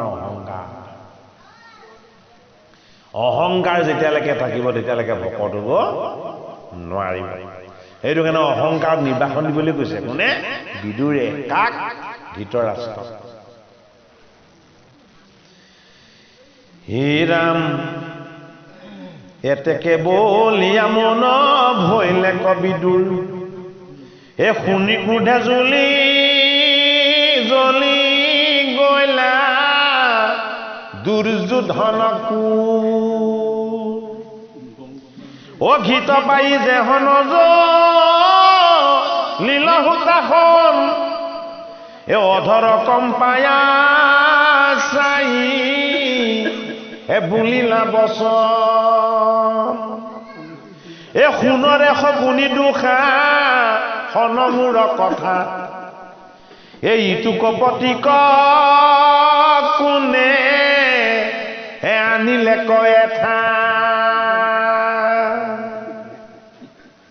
বিদুৰে ধৃতৰাষ্ট্ৰইনো কি আলোচনা কৰে বিদুৰক মাতি অনা দেখি দুৰ্যোধনৰ মনটো গোন্ধালেই আজি ভাল আলোচনা নহ'ব হা আজি আলোচনা একেবাৰে মোৰ কাৰণে লাভদায়ক নহ'ব আজি যে কিবা এটা ষড়যন্ত্ৰ ৰচনা কৰিব বিদুৰে মোৰ দেউতাৰ লগত এইটো খাটাং এইটো কাৰণে ফুকুনি মামা আৰু দুষাখনকো লগত লৈ আহিছে এওঁলোকে পাতি থকা কথাবোৰ ধৈৰ্য ধৰি শুনি আছে শেষত ধৈৰ্যৰ বান্ধটো ছিগি গ'ল বোলে কি এই পাপিষ্ঠটোকে দুৰাত্মাটো খেলে কোনে মতাই আনিছিলে শগুনি আৰু দুষাখনক কৈছে এই বিদুৰ এই কুলৰ ক্ষয়ংকাৰী এই বস্তুটো কেলে কোনে মতাই আনিছিলে হে ৰাম দেখা দেখে দেখা কেনে দাসীৰ পুত তৰ দুষ্ট চিত এ মূৰ অন্নে জীৱে পাণ্ড বৰ চিন্তাহী হয়নে মোৰ অন্নৰে পালিত হৈ মোৰ দুখ গাই ই পাণ্ডৱৰ গুণ গাইছে গতিকে ইয়াতকে আৰু আমাৰ কাৰণে ক্ষয়কাৰী কোন আছে ইয়াৰ কাৰণে আমাৰ কুলত আৰু বিনাশকাৰী কোন আছে দিয়া এই এতেকে ইহাৰ সমোচিত কৰা কাজ এই ধন কাহি লয়া কৰা হে নগৰৰ বা এটা নিৰ্বাসন দিবলৈ কৈছিলে কাক দুৰ্যোধন দুষাখনক এটা নিৰ্বাসন কাৰ হ'ল বিদুৰ মহন্ত এটা কৰ্তা কোন কৰ্তা কৃষ্ণ কৃষ্ণও গৈছে যুদ্ধখন নহওক বুলি ৰক্ষা কৰোঁ বুলি কৌৰৱৰ মনোবৃত্তিবিলাক দেখি তেওঁ অতি তাৎক্ষণিক কৰিব বিচাৰিছে বোলে কি এইখন যুদ্ধ কাইলৈ আৰম্ভ হৈ যাওক কিন্তু এই যুদ্ধখনত এটা বাধা আছে সব ঠিক হৈ গ'ল যুদ্ধখন হ'বই কৌৰৱ বধ হ'বই কিন্তু এটা বাধা আছে বোলে কি ইয়াত এজন ভকত আছে য'ত ভকত থাকে তাত কৃষ্ণই যুদ্ধ আৰম্ভ কৰিব নোৱাৰে গতিকে এই কৌৰৱৰ ৰক্ষকেই হ'লে বিদুৰ যে কি কৰিব লাগিব ইয়াক দুৰ্যোধনৰ সৈতে নিৰ্বাসন দিয়াই দিব লাগিব এই পুণ্যাত্মা বিদুৰক যদি কেনেবাকৈ ইয়াৰ পৰা বাহিৰ কৰি দিব পৰা যায় এইখন গোটেইখন অধৰ্মত তলবল কৰিবলৈ ল'ব গতিকে মই আৰু ইহঁতক বিনাশ কৰাত অকণো অসুবিধা নহ'ব আপোনালোকেও বুজি লওক যদি গৃহখনত এজনো যদি কেনেবাকৈ হৰিভক্তি পৰায়ণ থাকে শুদ্ধ ধৰ্ম শুদ্ধ বিচাৰ শুদ্ধ ন্যায় নীতি এনে চিন্তনত থকা যদি গৃহখনত এজনো থাকে সেইখন গৃহক আনে কেতিয়াও অনিষ্ট কৰিব নোৱাৰে সেইজনক বাহিৰ কৰিবৰ কাৰণে কিন্তু বহুত শত্ৰু আপোনালোকৰ একেলগ হ'ব কাৰণ তেওঁক বাহিৰ কৰি দিব পাৰিলে তাৰ আটাইতকৈ ডাঙৰ অমংগলটো ঘটাব পৰা যাব কাৰ্যকৃতি হ'ব সেইটো কাৰণে ধৰ্মক ধৰি ৰাখিবলৈ টান হয়নে অধৰ্ম ইমান সুৰুঙা আছে যে যেনি তেনি এন্দুৰ নিগনি সোমোৱা নিচিনাকৈ সোমাই দিব পাৰে হয়নে বাৰু যে ধৰ্মক সুৰক্ষিত কৰি ৰাখিবলৈ হ'লে ভগৱান কৃষ্ণৰ চৰণ ভকতৰ সং ৰামকৃষ্ণ হৰি নাম ইয়াৰ লগতে শুদ্ধ বিচাৰ শুদ্ধ চিন্তা আৰু শুদ্ধ এটা পবিত্ৰ মন লৈ আমি থাকিব পাৰিব লাগিব এই বুলি মৌনে ৰহিলে দুৰ্যোধন এই কাৰ্য বুজি বিদুৰ থিলাতে তীক্ষ্ণ এ বচন সায়ক যেন এ মৰ্ম ভেদ ভৈলা এ তথাপি বিদুৰে তাক হে দুখ নমানিলা মাধৱৰ মায়া ককো ৰিলাব হুমান হৰি হৰি কিনো আতি পৰম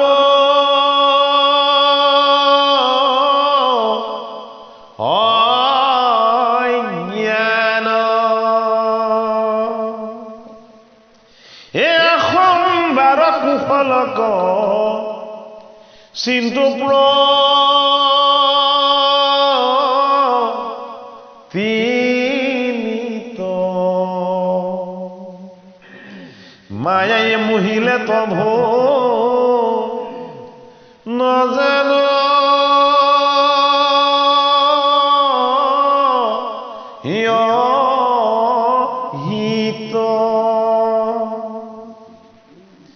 ইটো হব পৰম পাপিষ্ঠ দুৰাশয়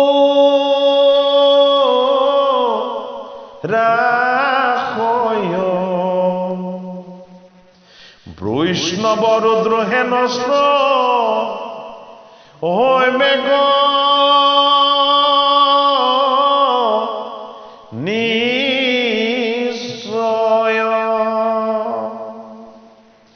হে মোৰ ইটো ধনুকনা হিকে কিছু ভল ও এহি মনে গুণিয়াবি দূৰ মহাব এ দুৱাৰত থৈলা নিয়া দিব ধনু খান এ চিত্তকন কৰি কিঞ্চিত একো অপমান বিদুৰৰ ধনুখনৰ কথাটো ইমান কিয় কৈছে জানানে বিদুৰে ধৃতৰাষ্ট্ৰ যেতিয়া অন্ধ হ'ল ধৃতৰাষ্ট্ৰই দিগ্বিজয়ৰ কাৰণে আশা কৰিলে ইচ্ছা কৰিছিলে ধৃতৰাষ্ট্ৰই তপস্যা কৰি 4টা মাহৰ কাৰণে দৃষ্টি লাভ কৰিছিলে আৰু এই ধৃতৰাষ্ট্ৰক সহায় কৰিবৰ কাৰণে বিদুৰে হৰিক আৰাধনা কৰি এখন দিব্য ধনু লাভ কৰিছিল সেই ধনুখন কি সেই ধনুখন অব্যৰ্থ তাত যদি পৃথিৱী ধ্বংস হওক বুলিও হৰ জুৰি দিয়ে সমস্তখিনি শেষ হৈ যাব কিন্তু বিদুৰৰ কৌৰৱৰ প্ৰতিও ইমান মৰম, দুৰ্যোধন দুঃশাসনৰ প্ৰতিও ইমান প্ৰেম। তেওঁ সেইখন ধনু আৰু ইহঁতক প্ৰতিহত কৰিবৰ কাৰণে ব্যৱহাৰ কৰিলে। কোনে দিছিলে সেইখন ধনু? স্বয়ং কৃষ্ণই দিছিলে, নাৰায়ণে দিছিলে বিদুৰক। তোমাৰ যেতিয়া বিপদ আহিব, শত্ৰু যেতিয়া তোমাৰ সন্মুখত থিয় হ'ব, তেতিয়া তুমি মোৰ নাম স্মৰণ কৰি মই দিয়া এই ধনুত তুমি শৰ জুৰিবা। যিমান সন্মুখলৈ শত্ৰু নাহক কিয়, কোনো শত্ৰুৱে তোমাৰ এই ধনুৰ ওচৰত কেতিয়াও টিচ দিব নোৱাৰে। কিন্তু দুৰ্যোধন, দুঃশাসন, ধৃতৰাষ্ট্ৰ, এইসকল তেওঁ ভাতৃ, এইসকল তেওঁৰ ভতিজা। এইসকলক যেতিয়া সম্প্ৰীতি আৰু বুজনিৰ অস্ত্ৰৰে তেওঁক যেতিয়া শান্ত কৰিব নোৱাৰিলে, এতিয়া আৰু বিদুৰে হাতত ঘাতকস্ত্ৰ তুলি লোৱাৰ ইচ্ছা নকৰিলে। কি বুজাইছে? ধৰ্মদণ্ড ধাৰণ কৰি থকা বিদুৰেও সমস্তখিনি ঈশ্বৰত অৰ্পণা কৰি দিয়ে। যে তুমি দিয়া ধনু ব্যৱহাৰ কৰি মই আৰু শক্তি প্ৰদৰ্শন কৰি এই দুৰ্যোধন দুঃশাসনক মই আৰু সিহঁতক মই পৰাভৱ কৰিবৰ কাৰণে মই যত্ন নকৰোঁ। বোলে কি আচল কৰ্তা তুমি। এই দুৰ্যোধন দুঃশাসনৰ এই বেয়া বুদ্ধিৰ যোগেদি তুমি তোমাৰ মায়াক প্ৰকাশ কৰি দেখুৱাইছা। তোমাৰ মায়া অত্যন্ত অস্থিৰ বস্তু। এই অস্থিৰ মায়াৰ ওচৰত জগতো স্থিৰে থাকিব নোৱাৰে, তুমি তাৰ প্ৰমাণ দিব বিচাৰিলা। গতিকে মই আৰু তোমাৰ এই মায়াৰ শক্তিৰ ওচৰত তুমি দিয়া এই ধনু ব্যৱহাৰ কৰি মই আৰু তাৰ পৰা মুক্ত হ'ব নিবিচাৰোঁ। গতিকে জয়ৰ বাসনা বিদুৰৰ নাই, আত্মপ্ৰতিষ্ঠাৰ বাসনা বিদুৰৰ নাই। সেইটো কাৰণে বিদুৰ ভকত, ভকতৰ কোনো কামনা নাথাকে। জগতৰ হৰিয়ে দিয়া ধনুখনো তেওঁ শক্তি প্ৰদৰ্শনৰ কাৰ্যত কেতিয়াও ব্যৱহাৰ নকৰিলে। সেইটো কাৰণে ক'ত থলে? কৌৰৱৰ দুৱাৰ মুখতে সেই ধনুখন আহি থৈ দিছিল। এ ৰাম কৃষ্ণৰ কিংকৰ ধীৰ বুদ্ধি মহাসন্ত, ও তেতিখনে হস্তিনাপুৰক চাৰিলন্ত। কৌৰৱ বংশৰ ভাগ্যে পুণ্য আছে যত, বিদুৰৰ লগে জানা গৈলে কটাৱত। ঈশ্বৰ কৃষ্ণৰ তেওঁলোকৰ তালৈ আহি দেখা দিয়াৰ কাৰণে কৌৰৱৰ লগত যিকণ পুণ্য আছিলে সেই পুণ্যকণ বিদুৰৰ লগত লাগি গুচি গ'ল। ইয়াত কেৱল পাপেই থাকি গ'ল। এ বন্ধু বান্ধৱৰ এৰি লেকয় অনুৰাগ, এ জয় কৃষ্ণ বুলি চলিলত মহাভাগ।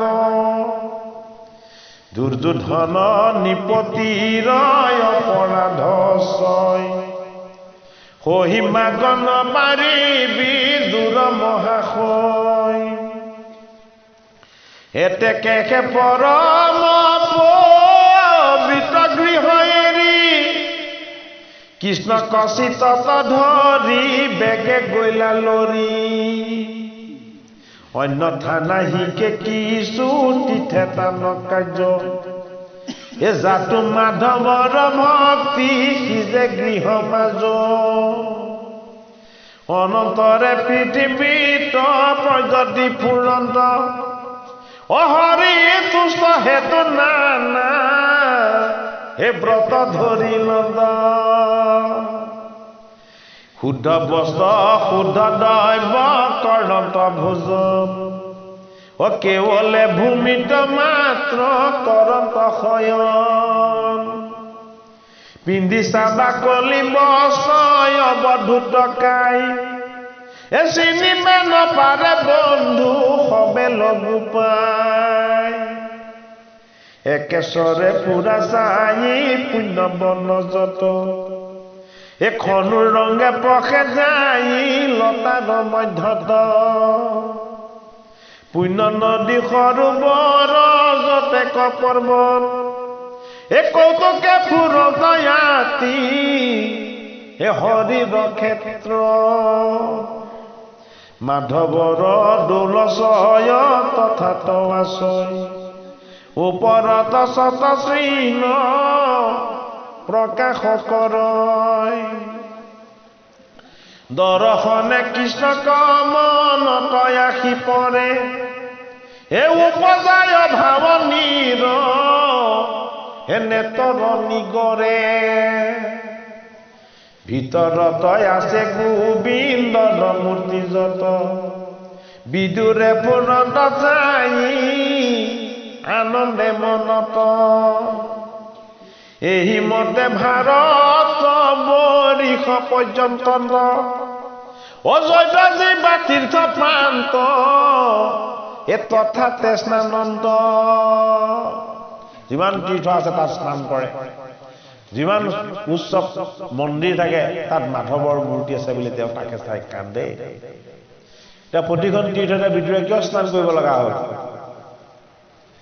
তীৰ্থত গৈ মহাপাপীসকলে যেতিয়া সেই জলত স্নান কৰে এওঁলোকৰ পাপবিলাক তাত থাকি আহে সেই নদীখনত আকৌ পাপৰ পৰিমাণ বেছি হৈ যায় তাক গৈ যেতিয়া বিদুৰে স্নান কৰি দিব যিমান পাপ আছিলে চব নাইকিয়া হৈ যাব সেইটো কাৰণে বিদুৰক কি কৰিলে তীৰ্থবিলাকত থকা পাপবিলাক দূৰ কৰিবলৈ দিলে ব্ৰত ন্যায় সংযম নীতি সদায় ভূমিত থৈ হয়নে তেনেকুৱা ধৰণৰ এটা শান্ত শিষ্ট শুদ্ধ পবিত্ৰ তেওঁ জীৱন যাপন কৰি তীৰ্থবিলাকত স্নান কৰি কৰি তীৰ্থবিলাকক পবিত্ৰ কৰিছিল তীৰ্থই বিদুৰক পবিত্ৰ কৰিব নেলাগে তীৰ্থক বিদুৰে পবিত্ৰ কৰিছিল এইটোৱে শাস্ত্ৰৰ কাম হে ৰাম এই মতে ভাৰত বৰিষ পৰ্যন্ত অজৈত জীৱা তীৰ্থ প্ৰান্ত তথাতে স্নানন্ত কতদিনে প্ৰবাসতীৰ ঠক পাইলা যায় এ বন্ধু গণনাশ ভৈল এ শুনিল তথা কৌৰৱ পাণ্ডৱ দুইৰো মহাকন্দলত পৃথিৱীৰ সমস্তে প্ৰতি ভৈলহত এবে যদি স্থিৰ ৰাজা একছত্ৰ কৰি এ মাধৱৰ প্ৰসাদে পাই লন্ত বসুন্ধৰি এই কথা শুনি কিছু শোক কৰি লন্ত এ পাছে সৰস্বতী কও জান ধৰি লন্ত এ সৰস্বতী আদি কৰি এ যত তীৰ্থম আছে এ সবাতো স্নানিয়া যায় লন্ত ৰংগে পাছে গংগা সৰস্বতী যিবিলাক তীৰ্থ আছে তাত স্নান কৰি কৰি এবাৰ আকৌ পাপৰ ফালে ভটনি কৰা নাই ঊৰ্ধ্বগামী ঈশ্বৰৰ চৰণৰ ফালে কি কৰিছে বুজাবলৈ যত্ন কৰিছে এই পৃথুৰ অগ্নিৰ তীৰ্থ অতীত যে মনুৰ এই গুহ অসিতৰ শ্ৰাদ্ধ দেৱৰ বায়ুৰ এই তীৰ্থবিলাকৰ নাম ললেও পুণ্য হয় কিয় পুণ্য হয় এইবিলাক তীৰ্থত বিদুৰে স্নান কৰিছিলে এই সুৰভি যে সুদাসৰু আৰু কাৰ্তিকৰ এই একাদশ তীৰ্থ মাতি শ্ৰেষ্ঠতৰ পৃথুৰ অগ্নিৰ তীৰ্থ হয়নে আৰু চিত্ৰত মনুৰ গুহকৰ তীৰ্থ অসিতৰ তীৰ্থ দেই শ্ৰাদ্ধদেৱৰ বায়ুৰ তীৰ্থ সুৰভি তীৰ্থ সুদাসৰ তীৰ্থ আৰু কাৰ্তিকৰ তীৰ্থ এই একাদশখন তীৰ্থ স্নান কৰিছিলে বিদুৰে হে ৰামে সম্বাত বিধিমতে স্নান কাৰ্য কৰি হে আনু তীৰ্থ সেবিলন্ত মাধৱ কস্মৰি হে ৰাতি দিনে নুগুচয় মুখত ৰাম নাম হৃদয়ত কৃষ্ণ স্মৰণত বিশ্ৰাম হে কৃষ্ণ কৃষ্ণ বুলি উচুকে নাচন্ত উপজয় ভাবক তু তামিয়া থাকন্ত জয় কৃষ্ণ বুলি কত নাচন্ত বিদুৰ হে নদী নদ দেখব নেৰাইল প্ৰচুৰ হে মৎস্য যে কবিৰ কুৰু হে সৌৰাষ্ট্ৰ জংঘাল ঐ এহি খব দেখক এৰাইলা কৌতূহল পাছে গয়া যমুনা তীৰত মহাভাগ এ পৰম মহন্ত বক পাইলালা ডাঙৰ কথা এইটোৱে ভাগৱত শাস্ত্ৰৰ এটা ডাঙৰ সিদ্ধান্ত এইটোৱে ভাগৱত শাস্ত্ৰৰ আটাইতকৈ এটা গুপ্ত ৰহস্য তত্ত্ব গোটেই তীৰ্থবিলাক ভ্ৰমণ কৰি কৰি ভগৱন্ত কৃষ্ণৰ চৰণৰ আশীৰ্বাদ পালো বুলি মনত বিশ্বাস আস্থা আৰু ভক্তিৰ গভীৰতা বিদুৰে জয় কৃষ্ণ বুলি মাজে মাজে নৃত্য কৰিবলৈ ল'লে এনেকৈ বাতুল পাই হৈ কেৱল কৃষ্ণকে পাইছো বুলি মনতে ভাবি ভাবি তেওঁ যেতিয়া যমুনাৰ পাৰ পালেগৈ যমুনাৰ পাৰত পালে কাক উদ্ধৱ মহন্ত আমাক কি বুজালে একাদশখন তীৰ্থ আৰু বহুত তীৰ্থ ভ্ৰমণ সৰস্বতী আদি তীৰ্থত স্নান তপ ব্ৰত আদি ইমানখিনি পালন কৰাৰ পাছত উদ্ধৱ মহন্তই বিদুৰে পোৱা যিটো বস্তু সেই বস্তুটোক আমাক পৰিচয় কৰি দিছে কাক পালে কৃষ্ণৰ পৰম বান্ধৱ উদ্ধৱক পালে কি বুজাইছে ভাগৱত শাস্ত্ৰই আমাক কি বুজাইছে তুমি যিমান তপ কৰা জপ কৰা তীৰ্থ কৰা তুমি যিমান পুণ্য কৰ্ম নকৰা কিয় তুমি কেতিয়াও ভগৱান কৃষ্ণক প্ৰত্যক্ষভাৱে লগ নোপোৱা যদি কৃষ্ণ প্ৰাপ্তিৰ আনন্দ যদি কেনেবাকে তুমি উপভোগ কৰিব বিচাৰিছা সাক্ষাৎ কৃষ্ণকে যদি পালো বুলি ভাবিছা তেতিয়াহ'লে ভগৱান কৃষ্ণৰ এজন শুদ্ধ ভকতক যদি তুমি দৰ্শন পাইছা তেতিয়াহ'লে ঈশ্বৰ দৰ্শনৰ আনন্দটো তুমি তাতেই ল'ব লাগিব ইমানখিনি পুণ্য অৰ্জন কৰাৰ পাছতে লগ পালে কৃষ্ণৰ পৰম বান্ধৱ প্ৰাণৰ বান্ধৱ কাক উদ্ধৱ মহন্ত তৃতীয় স্কন্ধৰ সিদ্ধান্ত তোমাৰ ভাৱ ভক্তি ভগৱন্ত কৃষ্ণৰ প্ৰতি প্ৰেম এইবিলাক যদি গভীৰ হয় ভাগ্যৰ বলত তুমি সন্ত মহন্তৰ সংগ পাব পাৰিবা তাকো ভগৱান কৃষ্ণৰ যদি কৃপা হে জিলু জিলু বুলি ধৰি লন্ত গলে বান্ধি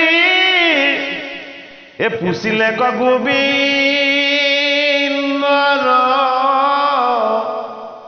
এ কথা কান্দি কান্দি কি কৰিলে উদ্ধৱক সাবতি ধৰি ক'লে যে মই জিলো বোলে কিয় ইমান দিনে মই মৃত পাই হৈ আছো দুখ কষ্ট যন্ত্ৰণা সমস্তখিনি মই ভোগ কৰি কেৱল ভগৱন্ত কৃষ্ণৰ চৰণ দৰ্শনৰ আশাতেই মই গোটেই জীৱনটো মই ঘূৰি ফুৰিছো আৰু এতিয়া মই জি উঠিছো হে উদ্ধৱ মহন্ত বোলে কিয় তুমি কৃষ্ণৰ প্ৰাণৰ বান্ধৱ হে যাদৱ পাণ্ডৱ দুই কুলৰ কুশল হে উদ্ধৱত সমস্তে পু শিলাম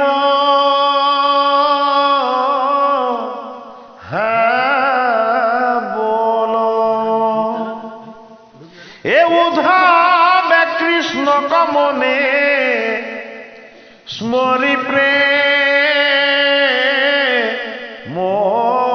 ভাবে এ পূৰ্বাপৰ কথা যত কৈলাসে হিতাৱে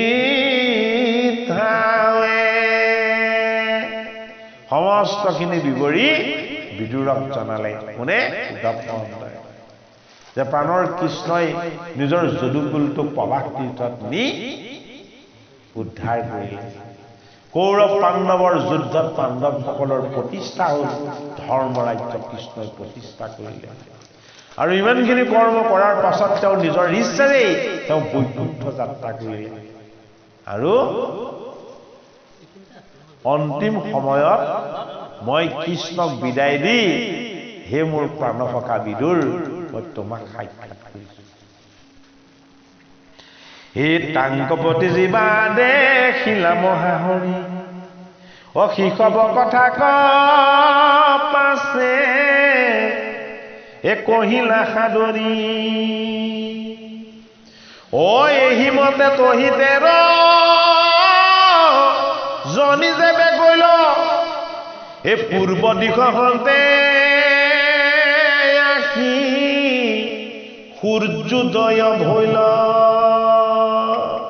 গোটেই ৰাতিটো কেৱল কৃষ্ণৰ কথাই পাতি থাকিলে যে এই মহাহৰিৰ মায়াই মোক স্পৰ্শ কৰিব বিচাৰিছিলে তেওঁ দিয়া ধনুখন মই কৌৰৱৰ দুৱাৰ মুখতে আনি থৈ গুচি আহিলো বোলে কিয় তুমি দিয়া অস্ত্ৰ শস্ত্ৰ একো প্ৰয়োজন নাই তোমাৰ ভকতৰ সংগ তোমাৰ ভক্তি এইখিনিক যদি মই কেনেবাকে জীৱনত ধাৰণ কৰি পালন কৰি ৰাখিব পাৰো এয়াই মোৰ জীৱনৰ শ্ৰেষ্ঠ প্ৰাপ্তি বিদুৰ আমাৰ লগত থকা ঈশ্বৰৰ জীৱ এই জীৱই কোনো অস্ত্ৰ শস্ত্ৰ ধৰাটো কামনা নকৰে এই জীৱই সদায় শুদ্ধ জীৱন সত্য শুদ্ধ পথ ঈশ্বৰৰ একান্ত ভক্তি হয়নে এনেকুৱা এটা বস্তুহে আমাৰ পৰা বিচাৰে তেওঁ উদ্ধৱ মহন্ত আনন্দিত হ'ল বোলে কিয় কৃষ্ণ বৈকুণ্ঠলৈ যোৱাৰ পাছত কৃষ্ণৰ গুণদোষ আৰু লীলাৰ কথা কীৰ্তন কৰিবৰ কাৰণে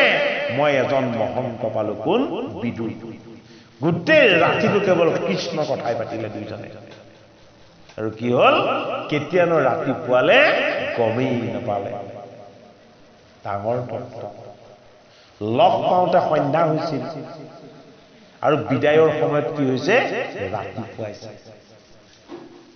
বস্তুটো আমাক কি বুজাইছে যে এজন শুদ্ধ ভকতে যদি এজন শুদ্ধ ভকতৰ সংগ পায় জীৱনৰ যিমান দুখ কষ্ট যন্ত্ৰণা বিষাদ আছিলে সমস্ত অন্ধকাৰ আঁতৰ হৈ গোটেই জীৱনৰ কাৰণে জনমে জনমে কেৱল পোহৰৰ পথে দেখি যাব সেইটো কাৰণে প্ৰতিকৰ্থত কৈছে কি ৰাতিপুৱাই গ'ল সূৰ্য উদয় সূৰ্য কি আন্ধাৰ দূৰ কৰোঁতা পাপক বিনাশ কৰোঁতা এই সমস্তখিনি তত্ত্বক লগত থাকিয়ে কৈছে যে দুইজনেই কৃষ্ণ কথা কীৰ্তন কৰি কৰিয়েই তেওঁলোকৰ কি হ'ল অন্ধকাৰ দূৰ হৈ আকৌ ৰাতিপুৱাই গ'ল প্ৰভাত হৈ গ'ল এ তেবে দুয়ো উঠিলন্ত কৃষ্ণ কৃষ্ণ ৰৰি এ কান্দি কান্দি দুয়ো দুই এ দিশে গৈলা লৰি এ উদ্ধৱ ৰহিলা বদৰিকাশ্ৰমে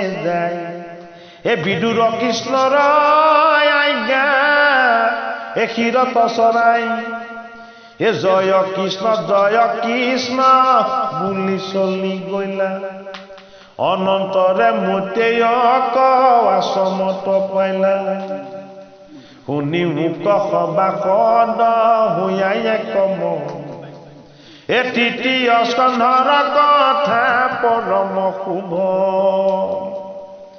অ দেখি ইটো কেনে সাধু ৰহিলৈ ভক্ত দ্ৰোহী ভৈলে নিজ বংশক এৰৈ ভক্তক দ্ৰোহ কৰাৰ কাৰণে বিদুৰে নিজৰ বংশক এৰি দিলে ভাগৱত শাস্ত্ৰৰ বিচাৰ ভালজনক ধাৰ্মিকজনক নীতি ন্যায় সদাচাৰত থকাজনৰ লগত যদি কেনেবাকৈ কোনোবাই শত্ৰুতা কৰিছে সি যদি আমাৰ পৰিয়ালৰো হয় ঘৰৰো হয় আপোনো হয় তাৰ লগত সম্বন্ধ ছেদ কৰি দিব লাগে কিয় সি পাপৰ দুৰ্গ পাপৰ লগত থাকিলে আমালৈও পাপ আহি যাব বোলে কেনেকে জলত যি নামিব সি তিতিবই হয় নে নহয় বাৰু গতিকে পুণ্যস্থানলৈ আমি যাব লাগিব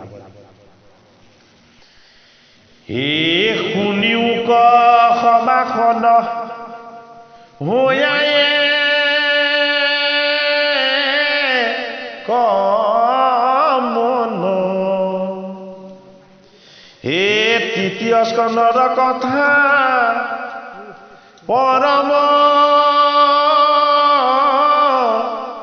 শুভ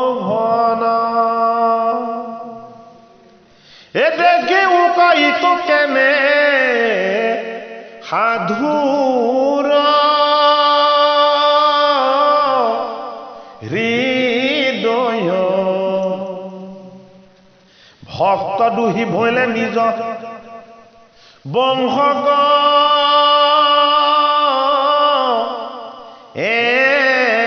ৰয়